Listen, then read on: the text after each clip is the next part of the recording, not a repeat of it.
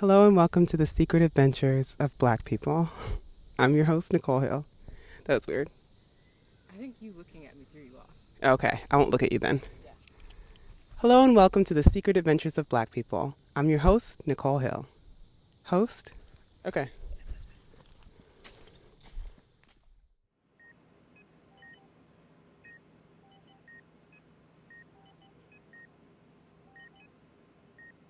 I'm in a hospital room in the pre-pandemic past. I'm looking at my perfectly healthy 50-something-year-old mom who's suddenly been diagnosed with a rare disease and can't walk. Weren't we just hiking like a month ago? That is not how you skip rocks. Just by throwing it directly into the ocean. It's so pitiful. The doctors seem to not know more than they know. And my mom can't walk. I'm smiling, but I just keep thinking that my mom can't walk. And I'm afraid. But my mom, she's like, the quiet warrior in movies? The one that's the least showy, but always the most heroic? That's her. She's like, oh, thank you so much, doctor. I'll be walking again soon, so I wouldn't worry about that. Have you met my daughter? The quiet warrior is always my favorite.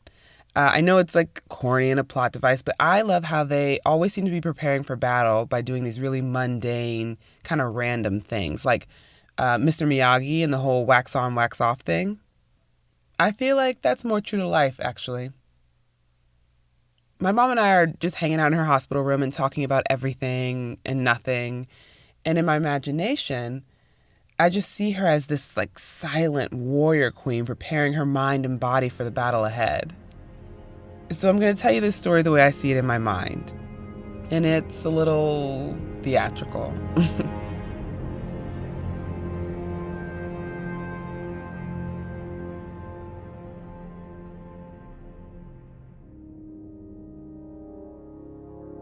My mother's quest is one, to learn to walk again. Her battle is with a curse that attacks from within. The curse deceives the body into believing the enemy is itself, but the damage is not permanent. So begins our hero's journey to reclaim her health.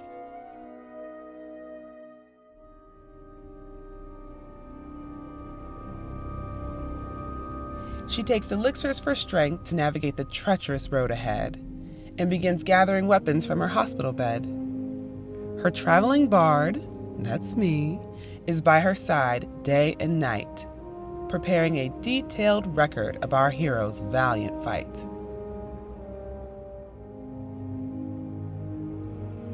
She chooses 4 weapons that she'll carry with pride. I know she can beat this, said the bard as she cried.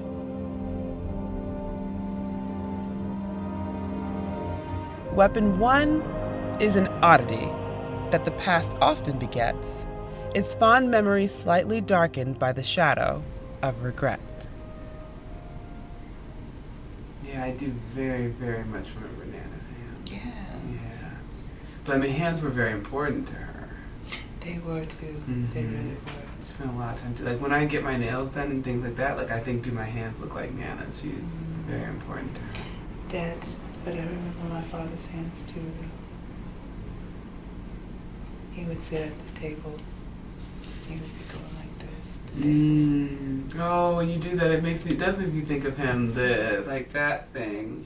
Yeah, because I do that. Yeah. But that's a move I got from somebody else. Grandpa did that. He Oh, did that. wow. I'm thinking about him quite a bit lately. Yeah. Looking back, I would have come to Maine more often when my mother was, towards whatever. But we came we did. We did, and it really pretty regular. And it really worked out great. It's just of course, it's I wish you did more. It's the distance, distance is hard sometimes. I want to be a little bit closer. Or at least be able to get to each other. Oh yeah. Me too. We need to work. Weapon 2 is not optional. It's given to everyone that is healed. It's a belief in your body, your weapon, your shield. and an acceptance of the power it temporarily cannot wield. This is a pretty picture. Maria was interesting. She lost motion in her hand for like a year and a half. Mm-hmm. Something in the family of MS, which this is a cousin to MS. Mm-hmm. This whole situation, and I feel like my body's not just attacking itself. There's a reason why it does that. You know what I mean? It attacks itself. Yeah, well, it's the reason why it's attacking the myelin, and it has a bad result. But I don't see my body like attacking me. Even, you know what I mean? It's like you don't just do that for no reason. You're doing it for some reason. Oh, I see what you're saying. You know what I mean? Yeah. Is it warding off something else? Like, you know? Yeah. That's just how I feel about it. Well, I mean, I feel like we need to talk to some other people too. You know, like there's like out in Arizona, there are specialists who specialize in this. Really? But I don't know that anyone will tell you anything over the phone. You know what I mean? Well, we'll just work our way around to it. Yeah. The second to last weapon is among a parent's favorite device. It's the mysterious strength that comes from giving grown children unsolicited advice. Someone was saying, like, when you're having a conversation, you know, you're asking a bunch of questions, you get answers. You're not engaging when you're asking a bunch of questions. You're not. And you like to just interrogate and then ask a bunch of questions. Not interrogate. And you can be interested, but you have to engage. You're not engaging. You're like, I'm going to need my grandbabies first. Well, that's why I'm on the internet. Honey, online shopping for men. Listen. I think the only way. eHarmony is the better way. Go to eHarmony. Why? What do you know about eHarmony? Because they match all of who you are with whoever somebody else is, and then you all meet each other and you see what happens. But they match you based on who you are, and it's reputable. All this stuff you're talking about, I don't like that, and I don't even know if I even like the idea of that. I don't know. Well, it's the only way.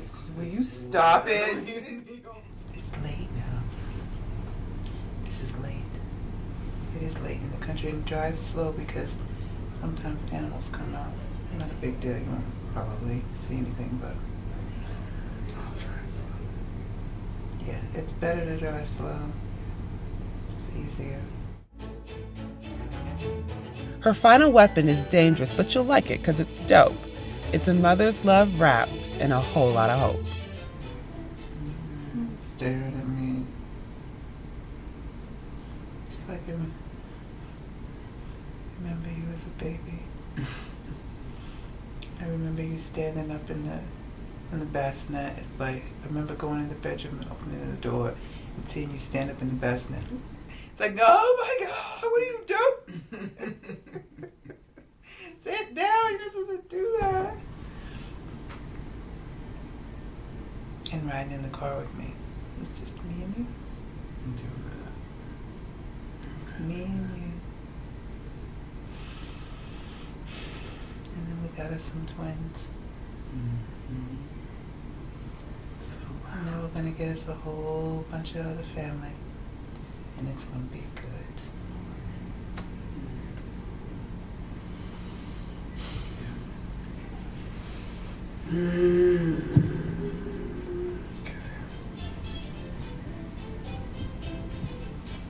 All right, get out.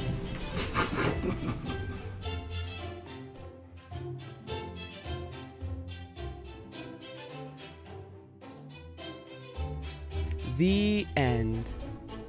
Thank you for listening to this episode of The Secret Adventures of Black People.